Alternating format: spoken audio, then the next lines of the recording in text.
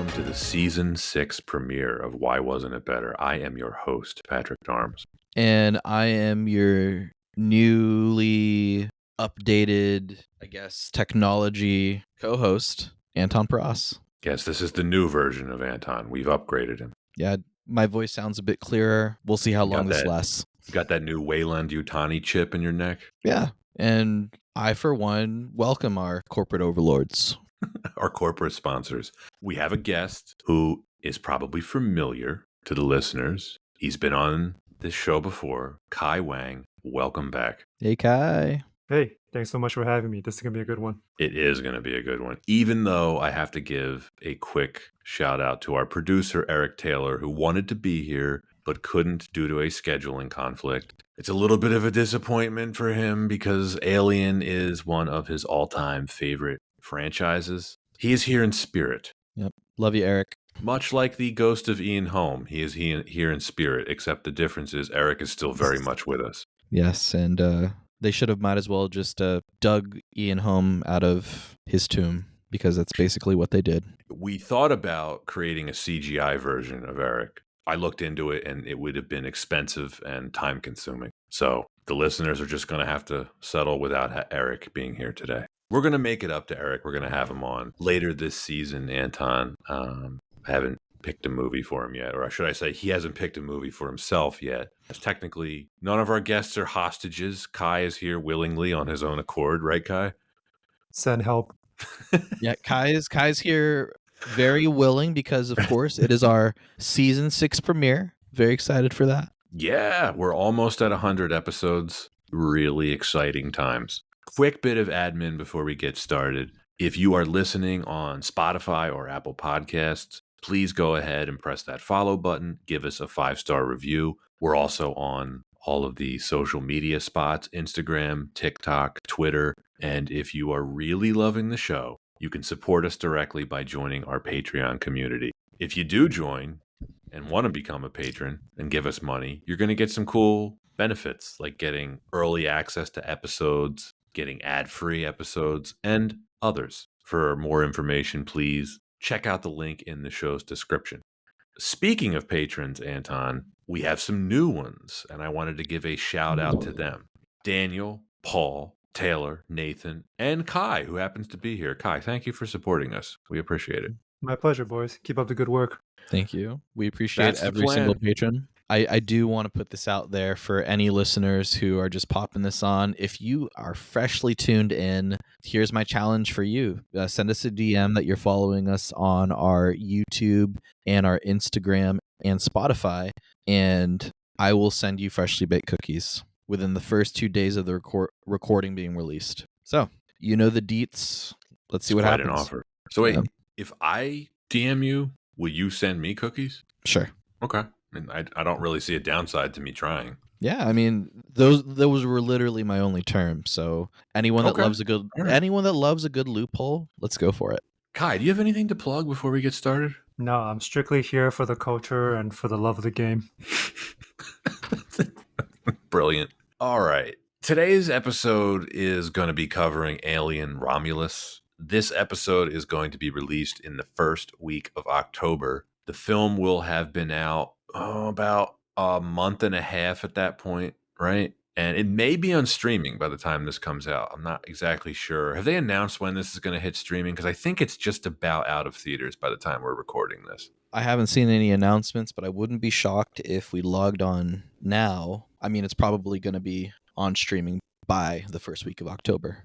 I mean, I could have just looked that up, but I didn't. Yeah, I mean, they're probably going to try to capitalize on the spooky season, right? This is technically a horror movie, and that's why we're covering this. Just like we did last year, we're going to be covering a number of allegedly scary movies in October, and this is the first of that. So, Alien Romulus was released on August 16th, 2024 by 20th Century Studios, formerly Fox, Scott Free Productions, and Brandywine Productions. It was directed by Fede Alvarez. The screenplay was written by Fede Alvarez and Rodo Sayagüez, based on characters created by Dan O'Bannon and Ron Shusett, starring Kaylee Spaney, David Johnson, Archie Reno, Isabella Merced, Spike Fern, Eileen Wu, and the ghost of Ian Holm.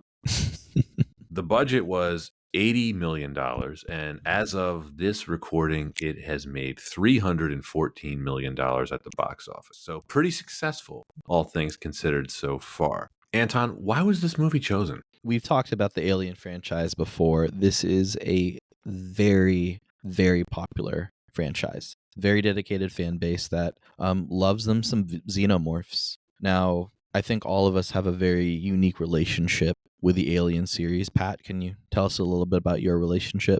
I have an odd relationship with this series, which is to say, I don't really have an emotional connection to it. And if you asked me randomly, Pat, are you a fan of the Alien series? I would probably say no. I love the first two films. They're both perfect in their own way. I think they complement each other really well. Both deserved classic.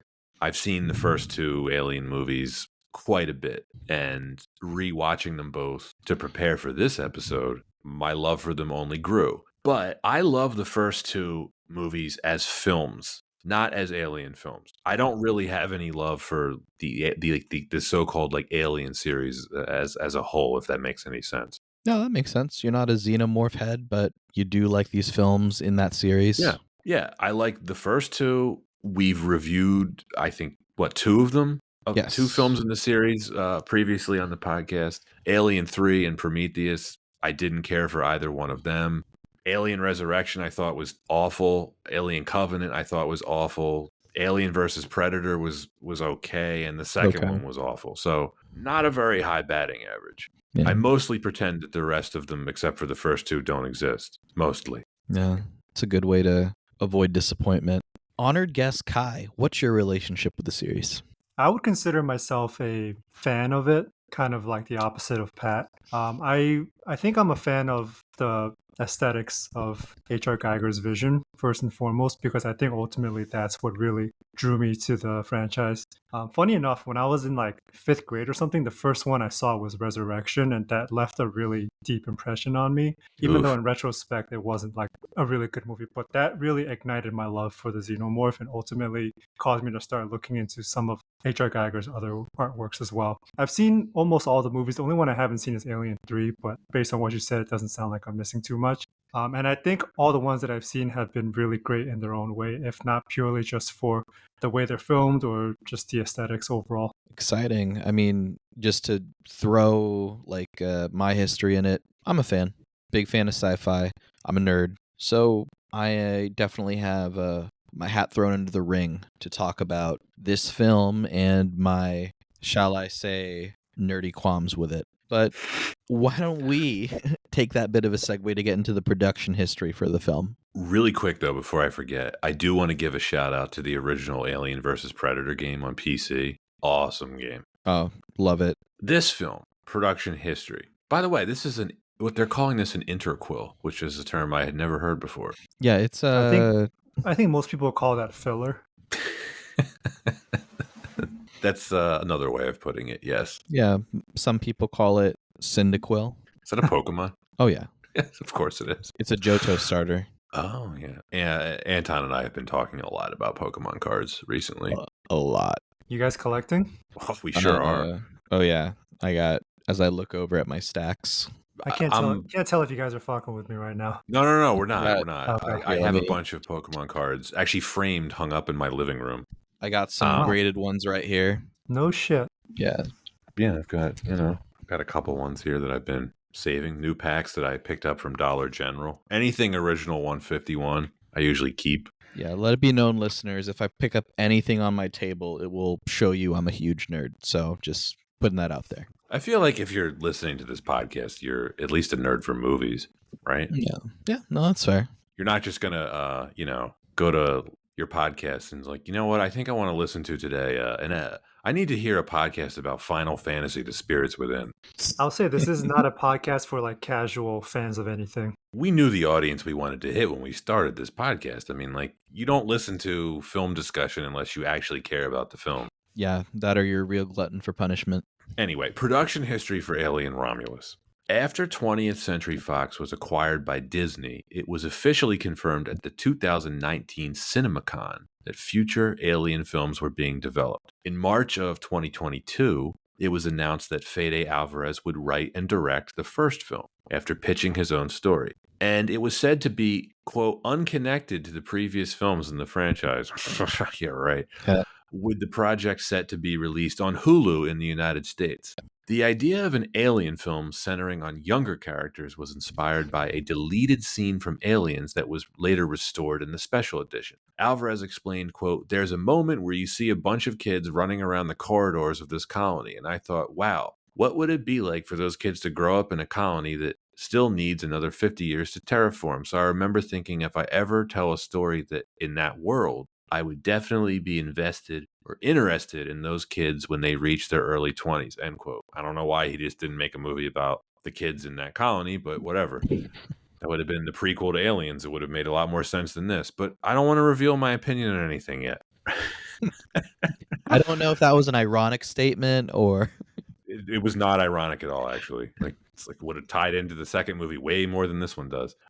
Alvarez said that this film will not upset the canon of the larger Alien universe, and that James Cameron helped on a script level with the new story. That's kind of cool that Cameron was at least somewhat involved in this. Director Fede Alvarez sought out the special effects crew from Aliens to work on the creatures. Physical sets, practical features, and miniatures were used wherever possible to help ground later VFX work.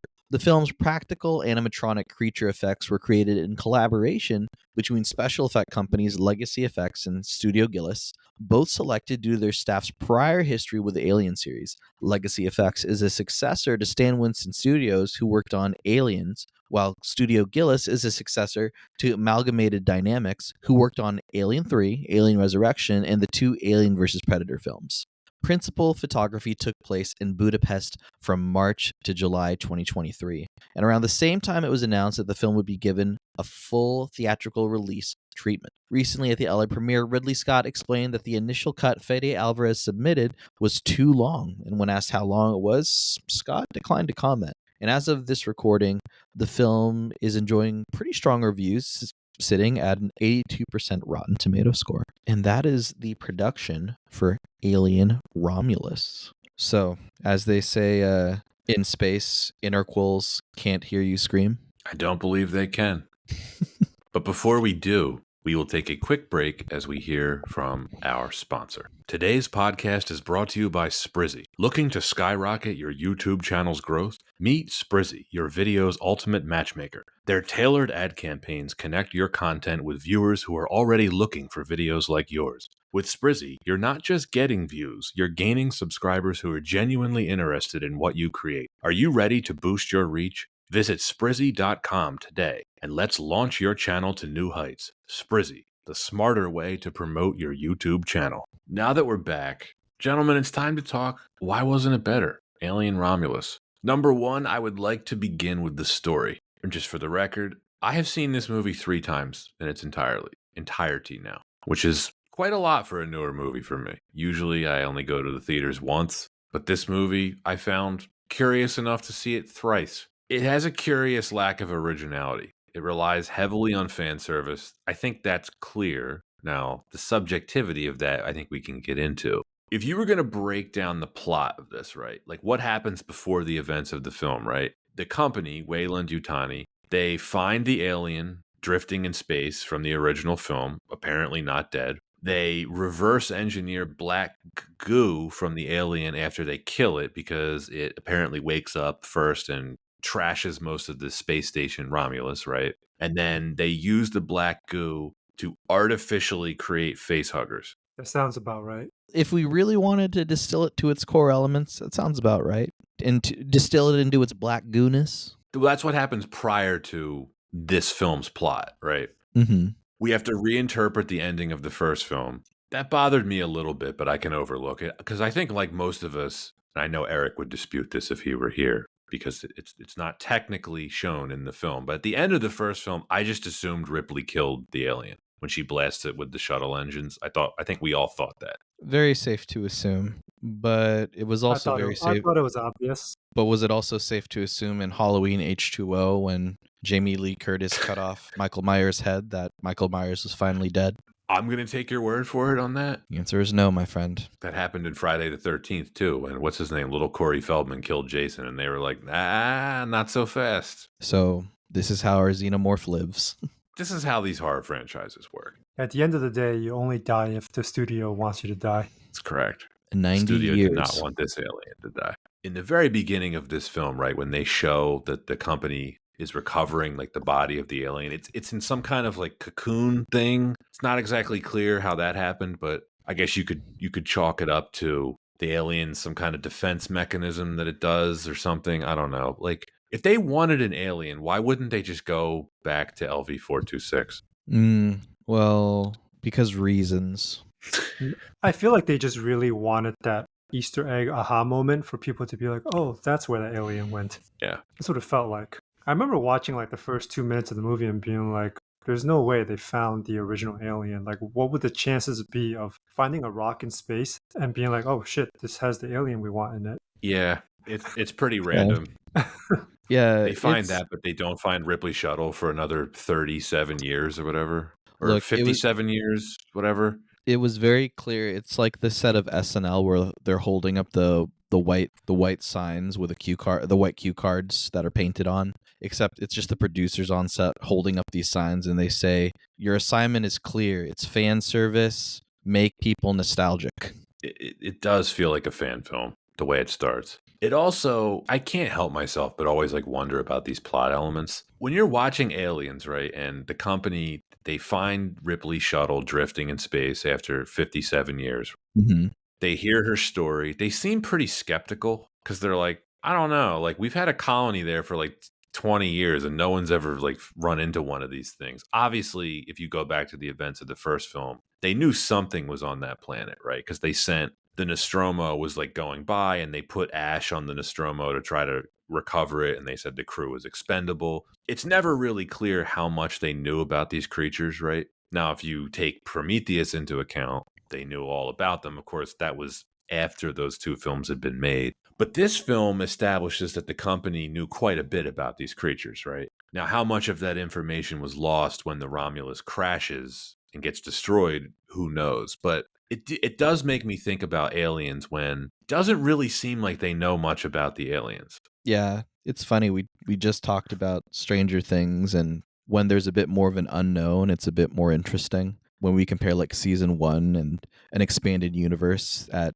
what are we at, like season 27 or however old the kids are now. That may be their age. They may be 27 at this point. No, I think you're right. We could probably discuss this for an entire hour. Like, well, what did the company know versus not? I don't know that there's a clear answer.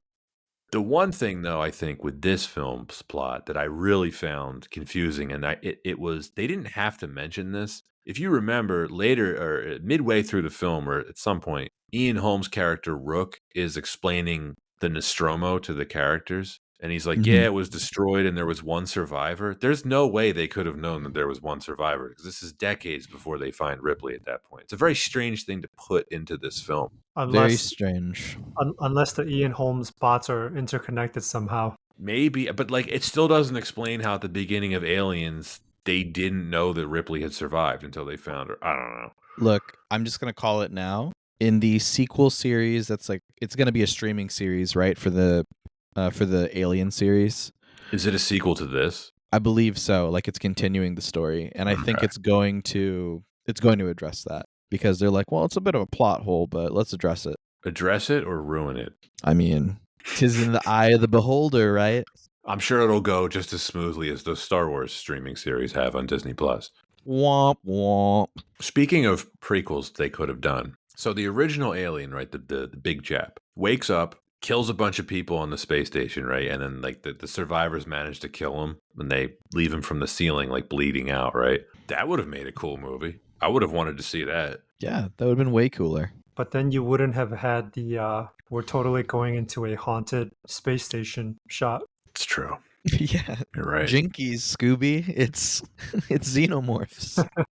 It's a face hugger. Also, a quick note about prequels. I feel like in the context of adding Prometheus and Covenant to the series, they've removed a lot of the mystique and aura surrounding xenomorphs and given them like a scientific explanation that just doesn't really sit well with me. I feel like they were just far more of a threat and far scarier when we just didn't know what they were. 100%. It's like midi-chlorians in Star Wars. It's like that. No one needed that. No, I have a big chunk on that later in the notes about like the continuity of these films. You're right, Kai. Like it's a very curious addition to add to the series, and it's all on one guy ultimately, which we're going to get to him. And listeners, if they're fans of this franchise, they know who we're talking about. The key to all this is the black goo. It's like poetry and it rhymes. When Anakin blows up the droid control ship, it's just like Luke blowing up the Death Star. Same thing. It rhymes.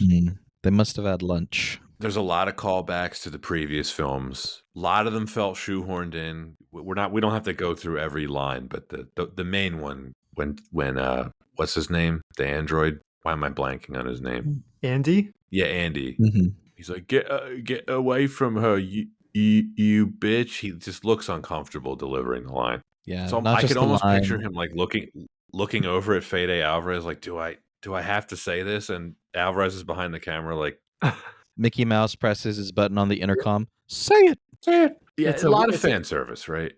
I feel like that line in particular is a very odd choice because people who don't know about it are going to be like, well, that was a weird way to say it. Like, because why did he like stutter?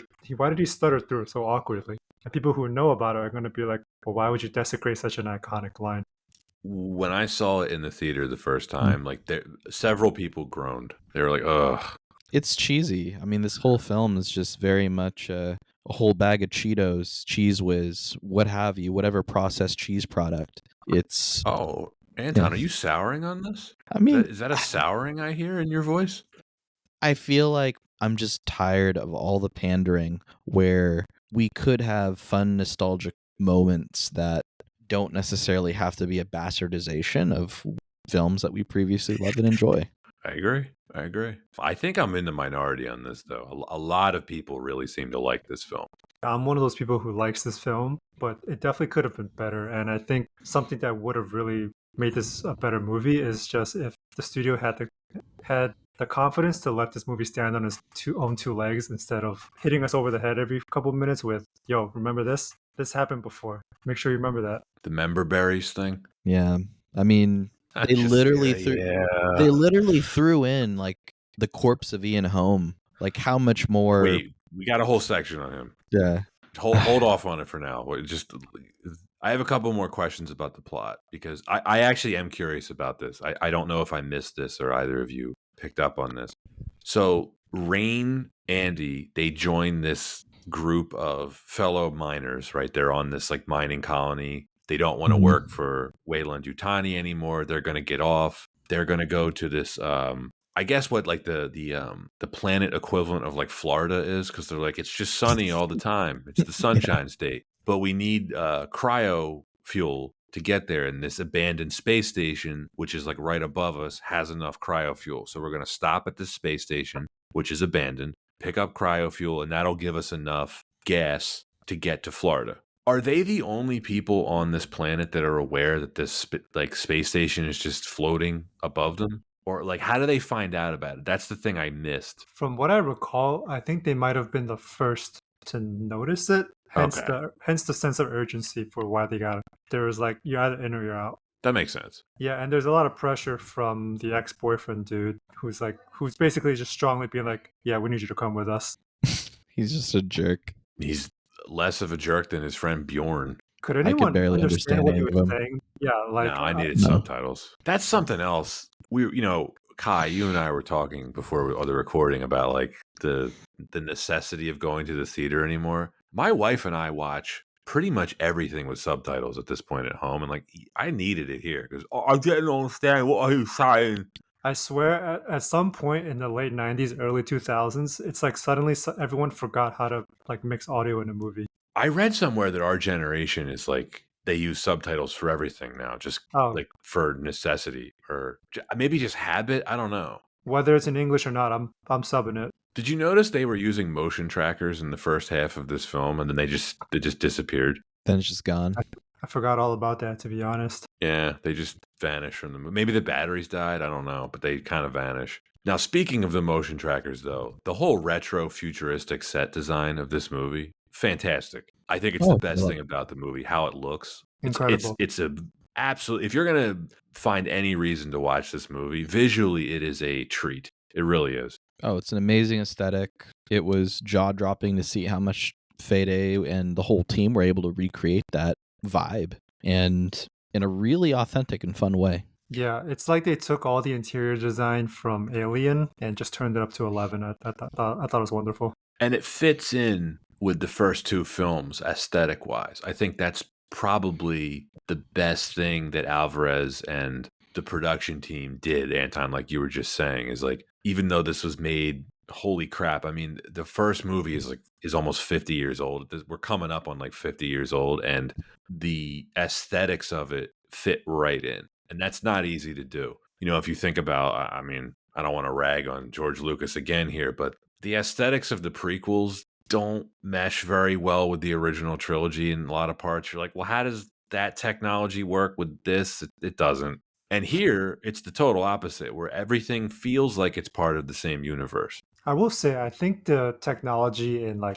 Prometheus and Covenant seemed far too high end versus what is in the later movies chronologically. Like they got like holograms and shit in Prometheus and Covenant, but they never do in any of the original movies. You're right. And I actually want to bring up a note that producer Eric Taylor has sent me about this, because he was going to address this if he had appeared on this episode. I actually like his explanation of it. So in Prometheus, the expedition is being funded by Wayland, a.k.a. Old Man Biff from Back to the Future Part 2. He's funding the expedition with his own money. And I think Charlize Theron says at one point they spent like $1 trillion on it. So you have the equivalent of like Jeff Bezos or Elon Musk funding this expedition with their own money. They're sparing no expense. And then in these movies like Alien, this, and Aliens, it's just like a mining colony. It's a bunch of blue collar stuff. They're not going to get the latest technology. And I really like Eric's explanation of that. I think that makes sense. Yeah, that's a good explanation. This movie is supposed to be a follow-up to Alien, and it kind of ends up being a follow-up to that. The second one, Alien Resurrection and Prometheus, right? Because they're pulling elements from all of them in. Kai, you said your first experience with this series was Alien Resurrection. Yes. This movie is a way better version of Alien Resurrection, right? We're like it's a research station. The aliens get loose. They wreak havoc. They're essentially trying to breed xenomorphs, right? That's like the more or less what they're trying to do in both movies. And pretty much, it's like someone proofread the script and said, "Here's all the ways you can make it better." Yeah, in a good way. Yeah, they even said, "Let's not clone Ripley. Let's just hire an actress who kind of gives the same vibe." Yeah, let's have like a human or like a humanoid xenomorph hybrid. Yeah, they. I don't know how I feel about it, because it's a way better version of Alien Resurrection. But it's like, if there's any movie I didn't want to be reminded of, it was Alien Resurrection. I thought Alien Resurrection had some good moments. I haven't seen it in a long time. I don't remember liking it at all, but from what I remember, there's 4 signature scenes in it that really stand out to me. One is when Ripley wakes up and she throws a basketball over her head. Yeah, that's pretty sick. And then it goes in on the first take, I think. The other one is there's a scene where they're swimming away from some xenomorphs chasing them. Swim. And one of them, and one of them shoots a grenade at them, and it explodes in the water, but like the acid just stays in the water and like an explosion. The third is when the xenomorphs realize they can use their own blood to escape the cell. I thought that was pretty neat. And 4 is obviously the newborn alien. So I think Resurrection has some good ideas and still a good looking movie in my opinion, but I think overall as a package, yeah, it's not too great. A to F scale, what would you give Alien Resurrection? I'd say maybe like a C-. Oh, okay. Not bad. Yeah. Like I said, a lot of good ideas that just weren't well executed. That's fair. This film also contains references to Prometheus. That's an instant loss in my book. The second they bring up the black goo, I was like, oh no. Yeah, it's a shame. The funny thing about that is, I think the three of us, I'm gonna guess that 3 of us aren't really big fans of Prometheus. But if you go on like H.R. Geiger fan pages or like art pages that feature some of his work and like Prometheus comes up, you'll get tons of comments about how great Prometheus is and how it's like misunderstood. and I don't get it. I'm like Every I'm trying to find the same movie that you're talking I think about. it's a terrible film. Look, every film is going to have its super fans. I mean, I was shocked to see how many people stood up for ants. Yeah, that's a good point. But I mean, even with this one, like, even if you don't love the Prometheus series, I do think that if the assignment was you have to mix the aesthetic of the original Alien films, but then combine story elements from the Prometheus like storylines, I think that it did a decent job of doing that in trying to do it in a bit more like elements seemed a bit more organic, whether it's you look at the aesthetic of like who the crew is being a bit more blue collar while still kind of investigating kind of the bigger cultural life questions that Prometheus asked. And Black Goo. Exactly. And I mean, people, I know that we have folks on this recording that don't love the way Prometheus tried to explore those bigger questions. If the listeners are curious, we have an entire episode on it. I mean, Anton, don't defend Prometheus. You hated it as much as I did. I'm not defending it. All I'm saying is there was an attempt here. Yeah. To compromise. I will say this to the people that love Prometheus. I judge movies on what they are, not what they might have been. And look, if you like it, you like it. The one thing about this film that I think irked me the most wasn't even the black goo. It was they started playing it real fast and loose with the alien's life cycle. Like, so the Asian pilot, right? She gets face hugged. I was trying to time it on the second rewatch. They get it off her face in about less than 2 minutes. Pretty quick. And then it's just apparently too late. The embryo is implanted, even though in the first couple films from what we've seen, or basically the entire series, this is a process that takes hours. To be fair, in the first couple movies, they never try to take it off. They don't, but just the fact that the face hugger stays on for that long would like lead me to believe that it takes longer than 30 seconds. That's fair. And then the chest burster comes out of her 5 minutes later. Again, this is a process that took much longer in all the other films. Now, you can make the case, well, these aren't normal face huggers because they're reverse engineered from the black goo. We made them better. I think what it really is in the first two movies, we weren't familiar with what face huggers were or what they did. So they needed some time for it to like percolate in our minds. Like, oh, why is this thing on its face? What's it going to do? Whereas this late into the series, people already know what it is. So they're not trying to waste too much time on people waiting hours for it to come out and then be shocked when it happens. I'm going to guess that that's the reason they're playing it fast and loose here. The script definitely needed it too. I mean, they needed to move things along because they were on this timetable. Yeah, it was behind the scenes. The studio said, well, actually, we need this to be a little faster. Yeah. Chris Evangelista of Slash Film, in his review of this, says, quote, "This is by no means a bad film. It is a triumph of production design, handsomely mounted and loaded with plenty of icky thrills and chills. And yet, Romulus has no aspirations. It's less of an entry in a long-running series and more of a collection of greatest hits moments. It's like a cover band that knows how to play all the right notes but is too afraid to add anything fresh to them. It's the Force Awakens of the Alien franchise, a film drowning in unchallenging over-familiarity. Alvarez is so obsessed with referencing cool moments from the previous films that Romulus ends up having no identity of its own. There are multiple moments here where it feels like the characters actually watched the previous Alien movies and are quoting lines directly from them," end quote. A little harsh. It's a little harsh, but I agree with a lot of what he's saying. I think it doesn't give enough credit to Fede and how hard it is to get such a great aesthetic for this film. I think visually this film looks amazing, and his contributions to horror really speak to itself because he's had, some really great hits with Evil Dead, Don't Breathe, big reasons why we have him even taking the helm with Alien Romulus. But everything else he said was very fair. I liked what Alvarez was doing in the first half because the first half of the film, at least until they run into Ian Holm, I think that happens like at the 45-minute mark about. That felt fresh. They were doing a lot of stuff that it wasn't calling back to the original series, right? You had the aesthetics of it, but there wasn't a lot of fan service being thrown in. And after Ian Holm makes his appearance, it felt like the film flipped and it's almost like he was ordered to insert all of these things from the previous films. Now, to be fair, Anton, I have no history with Fede Alvarez. I had never heard of him. I've never seen the 2 films that you've mentioned. So I had no prior expectations of him. I think for all its callbacks to existing content, one of the coolest things and newest things that this movie did was the idea that an android can change its identity from a chip. And I think that in some ways that made Andy the strongest character for me. He was, I think he stole every scene he was in. Definitely. Yeah. Yeah. He's the best thing about the film for sure. David Johnson's performance is great. Yeah, he essentially had to play 2 different people, and I think it was flawless.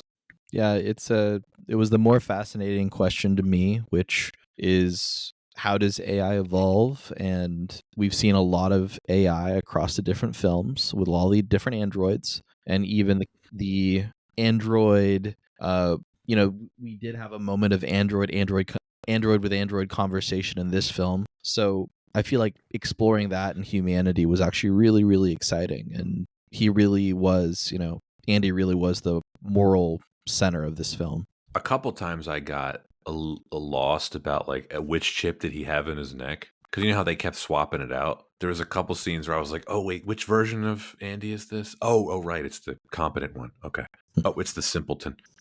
At least we didn't get Michael Eastenders. I was praying he didn't show up, Anton, and he didn't, thankfully. Because once Ian Holm showed up, because I didn't know Ian Holm was going to be in the movie, and once his CGI ghost showed up, I was like, oh no, are we going to get Fast Fighter? I think Ian Holm didn't know he was going to be in this movie either. He definitely didn't. Definitely. He was unaware.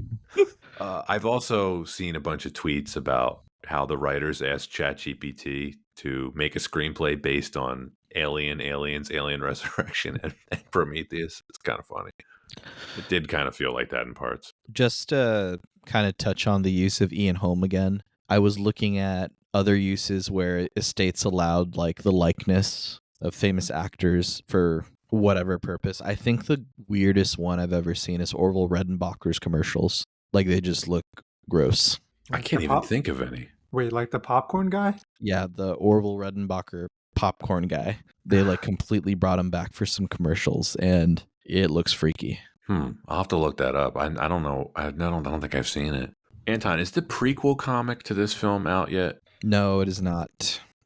I know you're looking forward to that. But there are a lot of other comics that are out now, which I highly recommend. Marvel Xenomorphs is actually really, really good. Does that take place before or after this film? It takes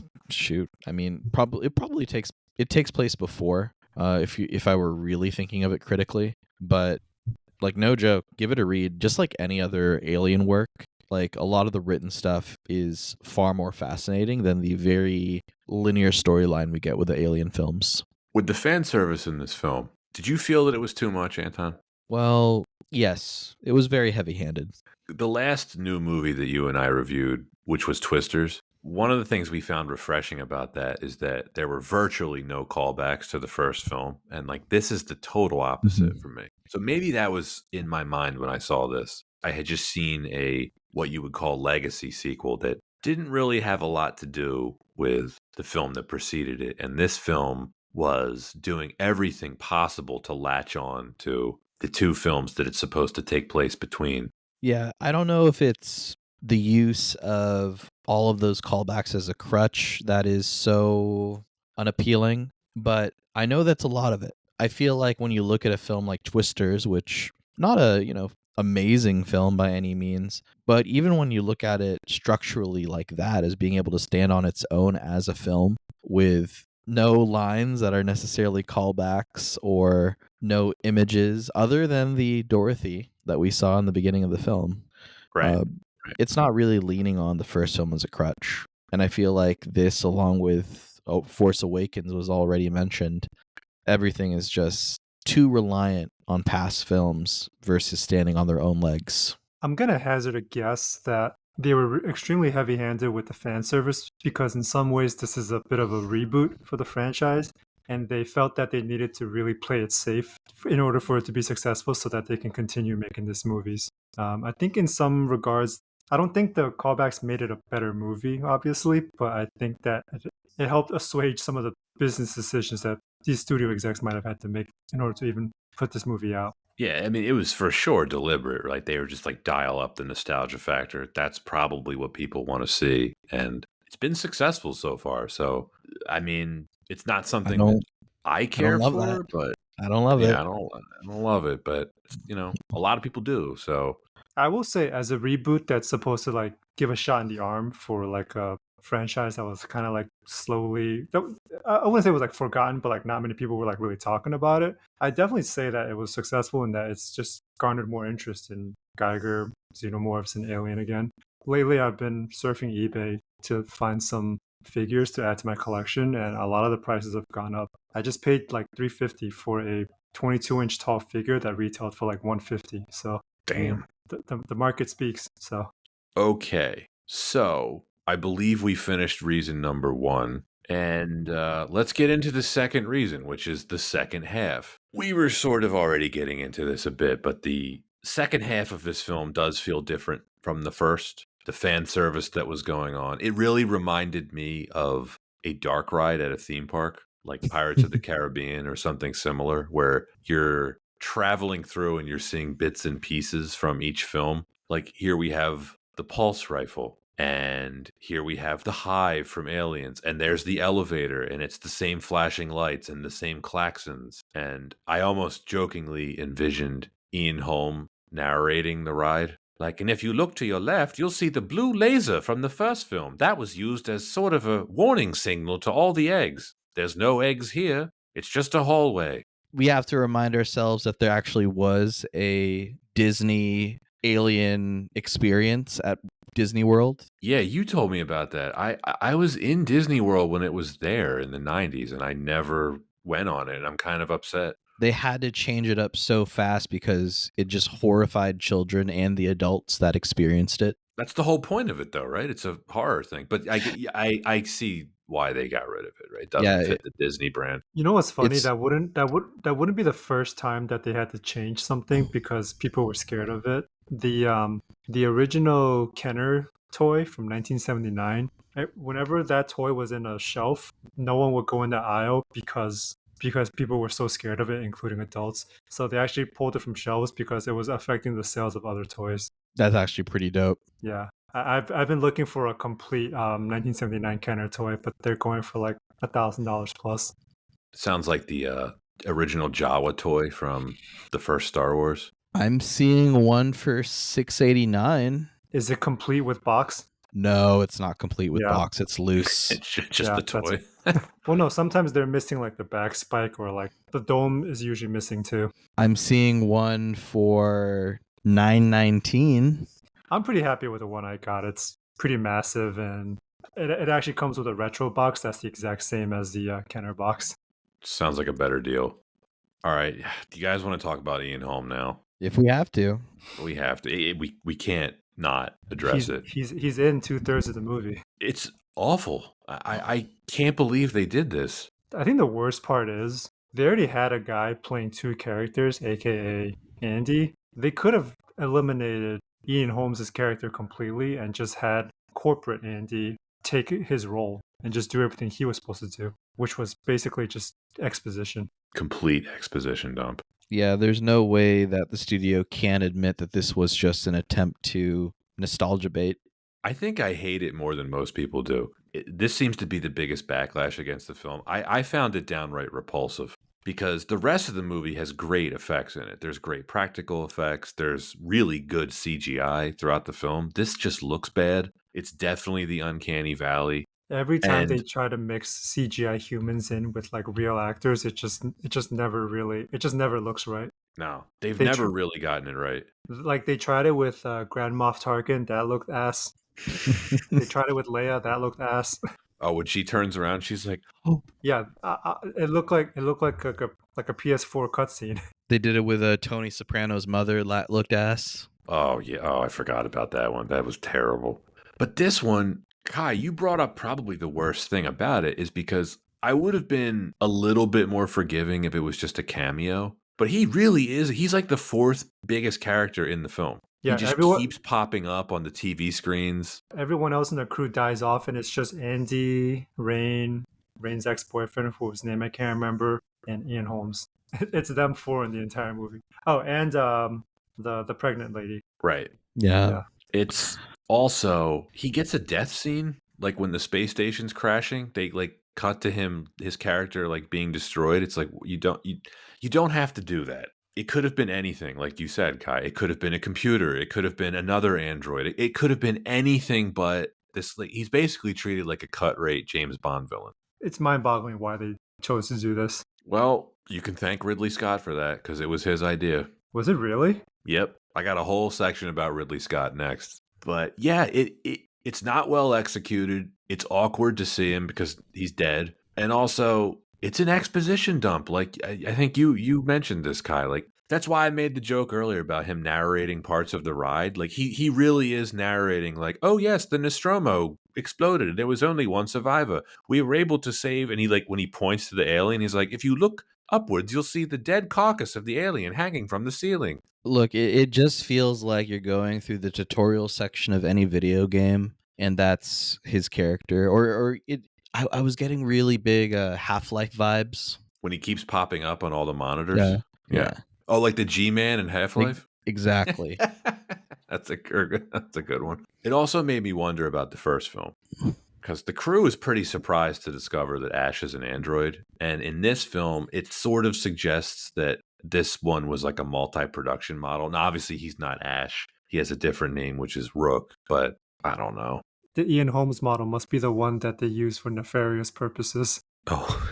It's twice now that an android was like just evil, and it was both times it was just Ian Holmes. I wouldn't say he was completely evil in this film, though. Very much invested in the corporation's success. Oh, for sure. That's for sure. Yeah. Whereas, the only thing he did that I actually liked is when he explains to Andy, you're going to have to help the humans because they get emotional. They're not going to make the right decisions. And then Andy does exactly that, right? He tries to prevent the Asian pilot lady from getting back on the ship. And then more successfully, when he refuses to open the door for the pregnant girl, I thought that's a good bit of writing. I thought when you see him actually use Rook's advice and it pays off. Again, we could have still just cut Rook's character and just had Andy be Rook when he had the chip.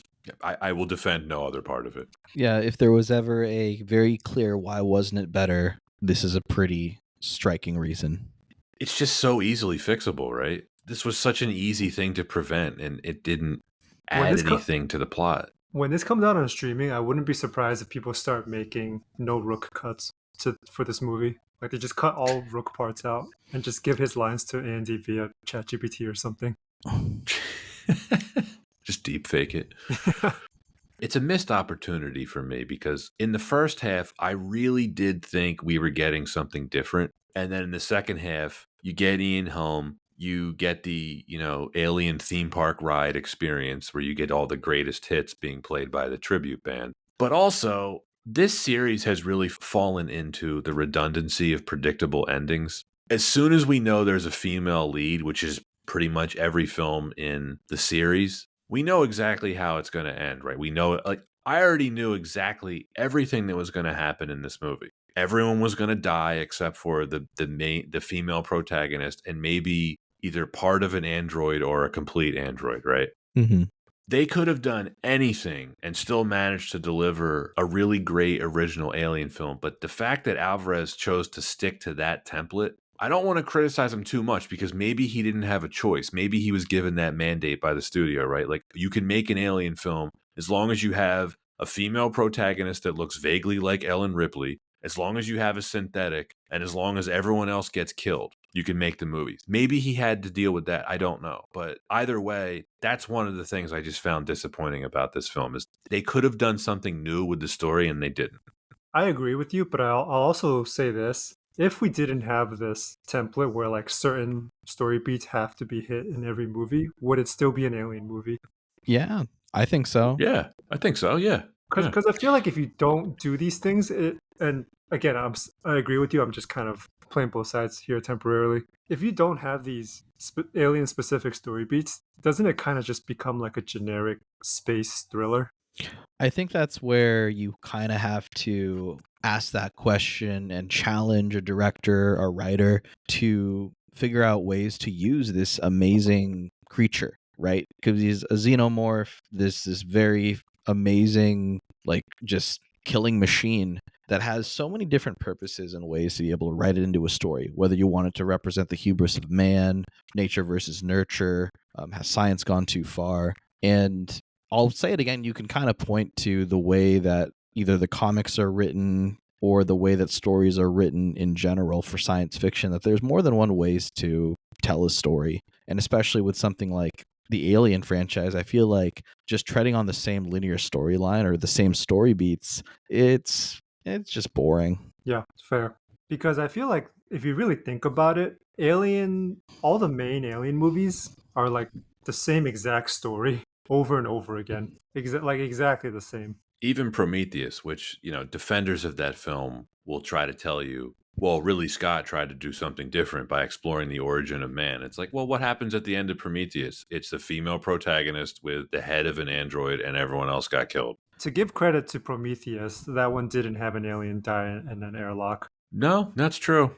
Yeah, I have to kind of actually look at a different film series to compare and say, this is how it's really well done to have like sequels that take so many elements from the previous films but still end up being great on their own. I look at the Back to the Future series, actually, and I feel like you look at 1, 2, and 3 independently, those are just great films on their own that don't necessarily that do interconnect between the films, but tell very different stories within each one and show different character development and just lessons being learned in each one. I agree with you. The difference is Zemeckis and Bob Gale stopped after the third one. They were like, that's it, no more. We're not making any more of these. Well, until they had the animated series. Do you count that, though? Not really. What about the musical? Oh, man. I mean, I need to see it live. I kind of want to see it just because I have such an affinity for the Back to the Future films. And Anton, we are absolutely covering the second and third Back to the Futures at some point. I'm game. They're fun. Kai, you were getting into this earlier, and I told you to hold off on it. We can get into this a bit, especially when we talk about Ridley Scott, but the need to explain everything in these films. The reason why I just keep going back to the first two is you didn't know anything about the aliens. It was all a mystery. You're like, how'd that ship get on that planet? And like, it was just cooler not to know. Yeah. There's a quote from a while back. I don't remember who said it, but what is fear but uncertainty in disguise? If you know what something is and you understand how to beat it, there's no reason to fear it. So I feel like over-explaining everything is kind of like the downfall of a lot of like horror stuff. A lot of stuff in general, too. Like, the more we learned about Darth Vader, it's like he wasn't as cool anymore. He had his moments, but they were all not in the movies. Right. They were in the animated series.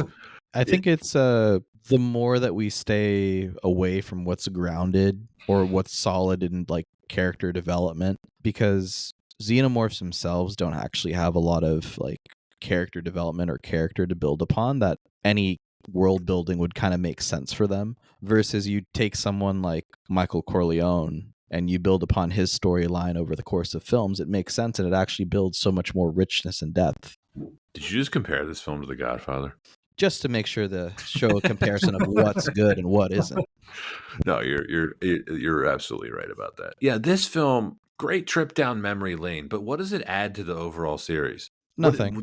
Does this enhance the first two films in any way? No, but I don't think it needs to. I don't think it has that obligation. I was hoping it did, because it decided to put itself in between the two of them. Yeah, it was a weird choice to make this an interquel. Or filler. I mean, like filler. I still really do think, like, this is just my opinion, having a story, whether it be an interquel, filler, it's an opportunity for world building, to better understand characters and the greater universe as a whole. And I feel like there's nothing wrong with that. I feel like it could be very enjoyable. And all right, I'm not going to beat around the bush. This film isn't necessarily great in that sense, but I don't feel it necessarily has an obligation to enhance the films that are after or precede it. I don't think it has an obligation to, but the fact that it was piggybacking off the first one so much, like, oh, you thought the xenomorph was dead, well, we're going to bring him back. I was disappointed that it didn't. Yeah, so I feel like a much superior film would be able to tell a story within the universe, but not necessarily lean so heavily on the previous films to let it succeed or try to succeed. It's fair. All right, we've been dancing around Ridley Scott. It's time to talk about him. He's the third reason. I have a fake quote from Ridley Scott. So this is Ridley Scott adds George Lucas. Black goo is the key to all this. Oh, man. Just imagine how much better this series would be if they had ignored everything related to Prometheus in this film. It's actually crazy to me how similar the black goo is to midichlorians in terms of like, I think damage it's done to the mystique of like one of the best parts of the series. It's kind of infuriating, right? Yeah, like midichlorian kind of ruined the idea of the Force to me in some ways, and the black goo and learning that xenomorphs are an experiment by an android is wild to me. They are and they aren't. We know that they existed before David did his stuff. No, that's true because there's that sculpture. Yeah. That's fair. Yeah. But even that's exposing I think the weakness of Ridley Scott's contributions to the story, because even that was not adequately answered or addressed. The reason why I want to talk about Ridley Scott with this is I know he didn't direct this film, but he did produce it, and a lot of the story ideas were his. We know that he put Ian Holm in the film. Fede Alvarez admitted this. His fingerprints have been all over this series since Prometheus, right? Obviously, he, of course, directed the first film brilliantly, I would add. I think this series would just be better off if he had no involvement. He needs to stop sticking his beak in with this. Someone please take the car keys away from him. I feel like he's really passionate about the series, but it's almost like one of those things where it's like, I want the world to be saved, but only if I'm the one that saves it. It's curious how passionate he is about this, because he wasn't involved with it for 30 years in 5 movies. He had nothing to do with it. And he directed the first one. The series existed without him for 30 years. And then he just decided to get back involved with it with Prometheus. He's the reason why we never got Neil Blomkamp's sequel to Aliens. It would have retconned Alien 3 and Alien Resurrection, thank goodness. Sigourney Weaver was on board. She was interested in doing it. And then Ridley Scott decided that he wanted control again. And that got squashed, and we got Prometheus. And I think that's the turning point in this series for me. I mean, it's ego and a good mix of ambition. Ridley Scott has pushed the boundaries for directing and made some of the greatest films of all time, while at the same time tarnishing his legacy with very questionable films. A lot of stink bombs. Anton, this is probably one of our favorite topics to discuss, just the wild inconsistency of Ridley Scott. It's a great discussion, I'll say that. Yeah, it kind of reminds me of like a quarterback in the NFL that throws a lot of touchdowns, but then you realize he also has the record for the most interceptions. By the way, his name's Brett Favre. I would have made the Russell Westbrook comparison. A lot of highlights, game winners, then you realize he shoots like 30%. He won an MVP, but it's like, would you want him on your team? Kind of a ball hog. So I was curious about this because Blomkamp was on Joe Rogan's podcast a few years ago, and Rogan asked him about this, about like, he's like, what happened? He's like, I was really looking forward to the Alien movie that you were going to do. And Blomkamp was very diplomatic in his answer. You could tell he really thought about what he said before he said it. But he said, quote, "It came down to studio politics," continued. "It's Ridley's world and he should be allowed to do what he wants with it," end quote. It's like, but it wasn't. It wasn't Ridley Scott's world. I can't get over this. He declared himself the de facto creative overlord of this franchise. It was never his story to begin with. He directed the first one. He did a wonderful job with it, but he didn't write the screenplay. The characters weren't his. Like I said, 30 years went by and 5 films without his involvement, and then he just shows up and injected all of this philosophical nonsense into Prometheus. The series did not need it. He ruined the continuity of the series. His fingerprints on these movies continue to strip away any and all mystery of the xenomorphs, like you said, Kai. So, counterpoint, I challenge you both to read the Marvel Xenomorphs comic line. Just give the first issue a read. It's not very long if you can find it. It's very clear what the xenomorphs are. You know everything about them. And funny enough, you know a lot about the Marvel Universe. The way that the writer has actually injected the use of these killing machines into the Marvel Universe is fascinating and asks a lot of great questions around how do we think of the heroes? How do we think of them when they're facing something that's seemingly unstoppable. But the crux of the conversation that I'm just trying to argue is that's a great challenge to say, if you know everything about something, how can you be surprised by it? And I feel like there's still always opportunities for good writers and good directors to be able to take that challenge. I don't want to use like Prometheus or even this film as an excuse to say that we shouldn't challenge with those questions.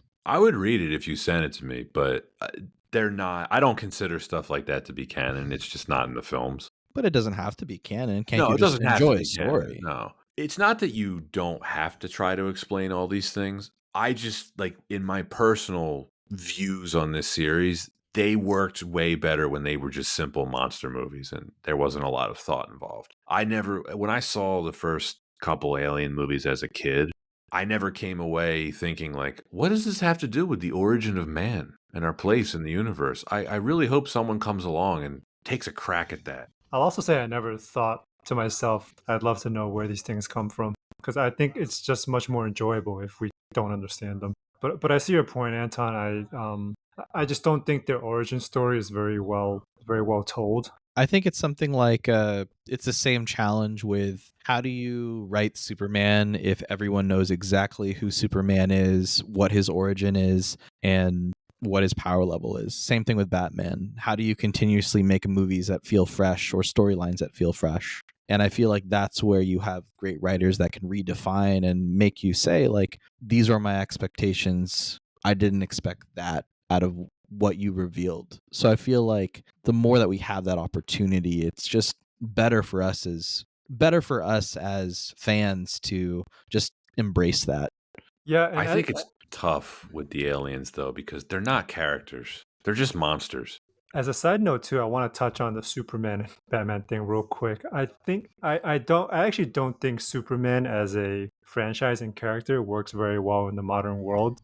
He was invented in what, like the 50s, 60s, something like that. So 40s. like, yeah, 40s. So like I just don't think that like the way his character is portrayed just works very well in the modern day. Whereas I think something like Batman is pretty grounded in reality, and I think there's a lot of room to play with. But like an invincible dude who has no like character flaws, I just don't think it works very well in modern media, because we've moved a lot away from like just one dimensional main characters. Superman's challenging for sure. Anton and I have talked about Superman a lot. How like we still really haven't gotten a definitive Superman movie except the original Richard Donner one. And also, maybe we'll like, get it next year, Anton. I think Zack Snyder's universe kind of tried to touch on this, but like, what do you actually do if a guy like Superman comes into this world and he says he's a good guy? Can you really trust that? Yeah, I mean, you know, we're talking about Alien Romulus today. I didn't want to sidetrack the conversation too much, but all I'd argue is, yeah, sorry. No. I just want. Yeah, no, I just wanted to say, yeah, that's a subject that I've been pretty curious about for a while, and it's pretty funny that you brought it up during this podcast. Yeah, no, I would love to have a longer conversation on it. Just my 2 cents is, how do you redefine humanity with someone that is so far away from what we consider to be a human? And I feel like that can be really interesting storytelling. And there's been a lot of really great comics that I would recommend listeners on that same subject. Maybe Ridley Scott can work on that. No thanks. Yeah, I think bottom line here, Ridley Scott, please retire from this series. Last reason, the production. I want to sing the praises again here. This movie looks great. It's an $80 million budget. They squeezed every dollar out of that. That's one of the benefits of them not having a lot of stars in this, because the effects, minus Ian Holm, are wonderful. The production design is wonderful. The cinematography, it looks great. The sound design in this movie was great in the theater. Top notch across the board for that stuff.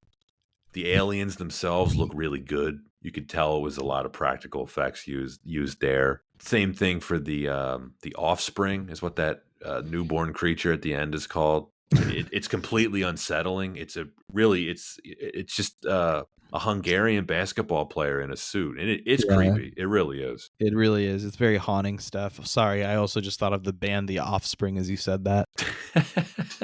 I was going to call it the newborn, but apparently the official name for this creature is the offspring. So yeah, the newborn is the one from Resurrection. That's right. That's it. Yes.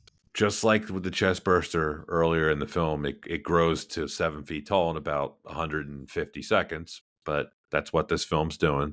I'd say there are so many images in this film that are beautiful, stunning, and with the right horror aesthetic. And I feel like you can kind of look at any of Fede's films and say the same thing. Whether it's a frozen Andy that looks like he has a look of terror as his processing chip is being changed up. I think that that's definitely one of the greatest strengths of this film is just how good it looks. There is great horror moments in this. You're right, Anton. The facehugger lab, great scene. When they're trying to get through that corridor without making noise, that was pretty cool. And then the zero gravity scene was cool. Mm-hmm. It was definitely cool. That was new too. Like that was something we'd never seen before. So right. Yeah, props to them for that. That's, I would say, the best scene in the film, I think. When if you're dodging the acid that's floating around. Pretty cool. If you want to see it again, check out the Dead Space video game series. If Eric were here, he would talk about Alien Isolation. That's why I want to mention it, because he's always telling me about how awesome that game is. I haven't played it, but I've heard great things. There's a lot in this film that reminds me of video games, and in the best way possible. It's good direction from Alvarez. The way he builds tension and the video game thing, Anton. I know what you mean, and I agree. Like, when they have to find the coolant, when they have to escape from the lab, when they're going through the corridor, it's very like we need to get from point A to point B with clear goals that you see in a lot of video games, and it's done very effectively here.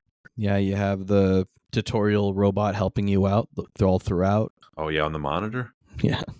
For whatever reason, his narration of exposition reminded me of John Hammond from Jurassic Park. That's funny. I can see that. I don't know why, but like it's just like, and this is the lab where we breed the aliens. It's our second Jurassic Park reference of this episode. Yeah. We spared no expense. I still can't get over the blue laser. It was in there for no reason. The blue laser in the original Alien film is clearly like a thing that was on the derelict ship. It's like here, it's just in the movie for whatever reason. We talked about the guy that played Andy, David Johnson. Awesome performance. We haven't talked about Cailee Spaeny yet as Rain. She's the main character of the film, and we've gone well over an hour into this recording and had no conversation about her. Her acting was fine. I mean, I've seen some other movies she's in, and she's good. Yeah. Has anyone here seen Priscilla yet? Nope. No. It was her Oscar-nominated role, so definitely a rising star in Hollywood. Yeah, she was really good in Civil War, and I'm trying to remember the other big movie that she was in. I don't think I had seen her in anything before this. Yeah, $10 she's in a film co-starring with Sydney Sweeney soon. I kind of like the fact that I didn't have a history with the cast. That's why like David Johnson's performance was such a pleasant surprise to me, because I'm like, I don't know who this guy is, but he's crushing it. Yeah, they couldn't really afford too many big names in this movie. No, it would have been a $180 million movie if they had. The only performance I thought that was kind of bad was the guy that played Bjorn, just because I just couldn't understand half of the things he was saying. He also just sucked as a character. He's annoying. I know every horror movie kind of has to have a character like that, but I will say his death at the hands of the alien bussy was pretty satisfying. Yeah, you couldn't wait for him to die. Yeah. A little bit of a contrast from the first film, though, right? When they all get killed in the first film, you kind of feel bad for them all. Even annoying Veronica Cartwright, she's like, Aah! Yeah, not this one. This one, you were just like, let's just get to the fun part. Like, please just get rid of him. Do you guys feel like in current Alien movies, they're showing the alien way too much? They didn't show him a lot in this. If I remember correctly, in the first movie, in Alien, the xenomorph has like 3 minutes of screen time total, maybe? Yeah. Mm-hmm. They couldn't show him a lot, right? Because the suit didn't look great in the lighting. It's the same problem with the shark in Jaws, right? Like Spielberg couldn't show it a lot because of it just kept breaking down. Yeah, if you look at some of the behind the scenes, you're totally right, Pat. Like in the first Alien film, doesn't look great, but I think this really is just more of a just trying to show off technology and practical VFX on top of practical effects. Yep. And they do a good job with the effects here. Kai, to expand on my answer to your question a little bit, I don't even know how to answer it, because like you get to something like Prometheus, which was an alien movie, but it wasn't really an alien movie and aliens weren't really in it. So, and then Covenant was just bad. I kind of want to forget that movie. Yeah. So, anything to add before we bring this home? I'll say that I think that the character's motivation in this movie is pretty well explained, and everyone generally acts like pretty logically most of the time. I don't really feel that way about like Prometheus or like Covenant, where like I'm like, why are you doing this? This is so dumb. That's a good point. Prometheus has some of the dumbest characters I've ever seen in any movie. Don't even get me started on Covenant. Like I try to like when I was watching, I was trying to reason to myself why characters made certain choices, and I just couldn't. Yeah, that was just a little bit more cheesy too. I don't think this film was cheesy with the nostalgia, but at least it didn't have necessarily quite as many. I don't know. Maybe it did have a lot of cheesy lines, and I'm just trying to.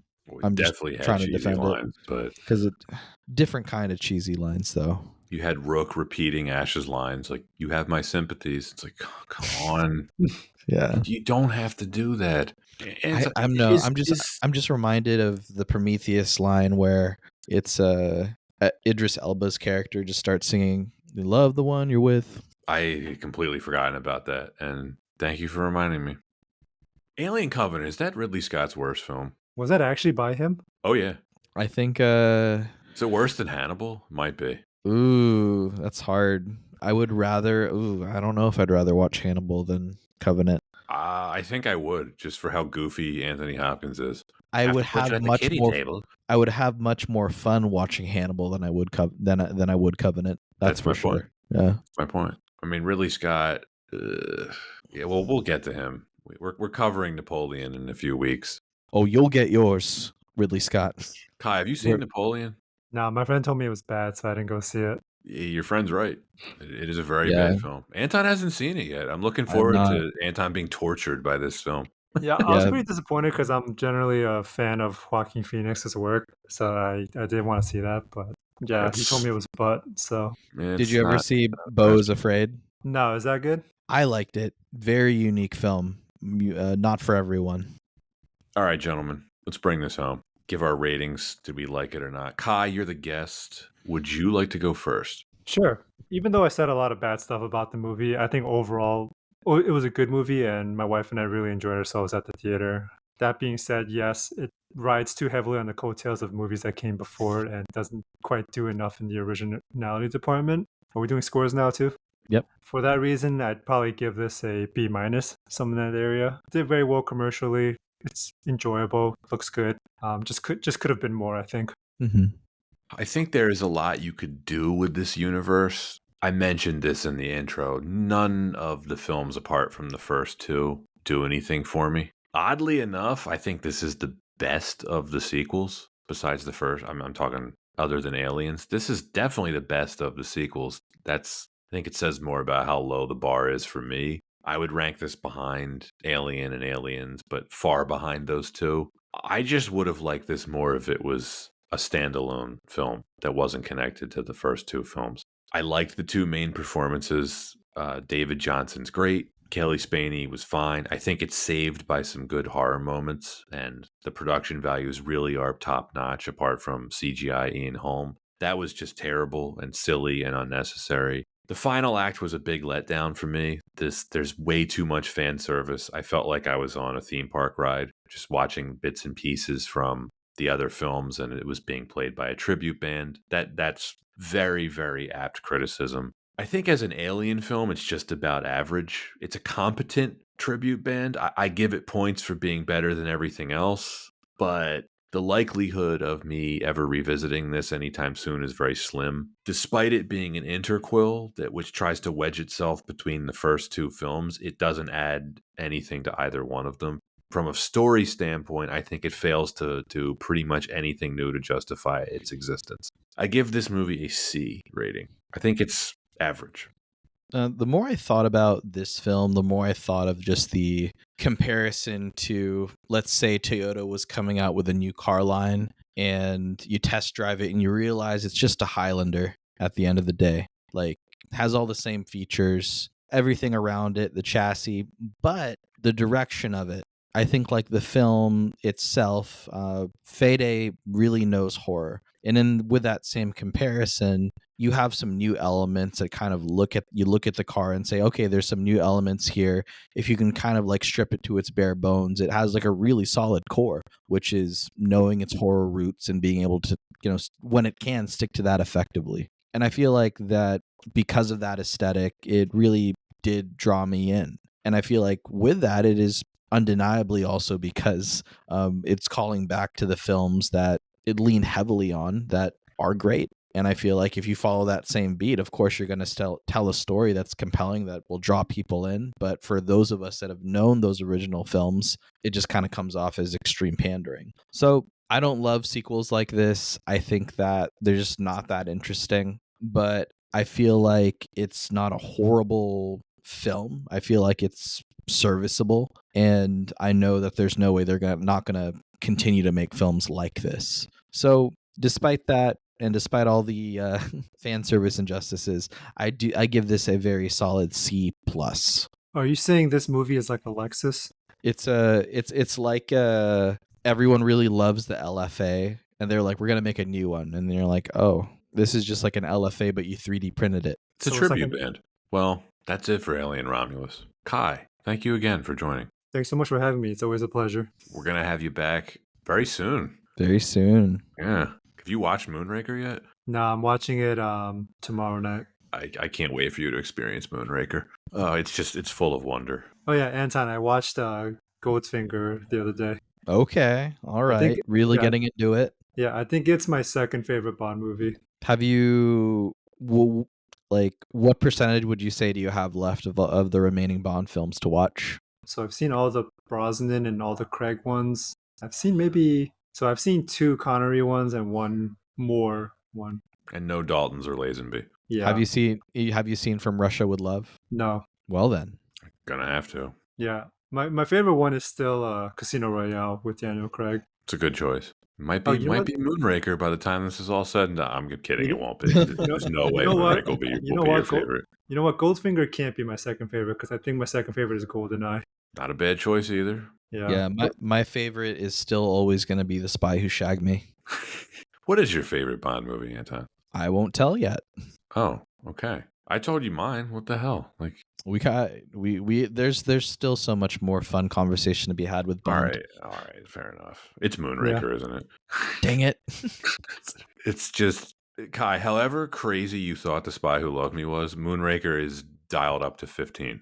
Oh, dude, Anton, I was texting Pat when I was watching which one was it? You Only Live Twice. I was like, this movie is fucking insane. Yeah, it's no so kidding. Watchable. It's so funny. The blatant use of just yellow face back in the day. Fake Japanese wedding. Dude, they gave this man a wig and said, "All right, you're Japanese now."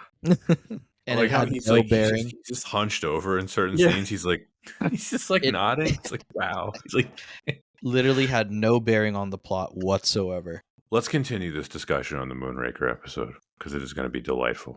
Oh my goodness. Hugo Drax. Hugo Drax. Mr. Bond, you appear with the tedious inevitability of an unloved season.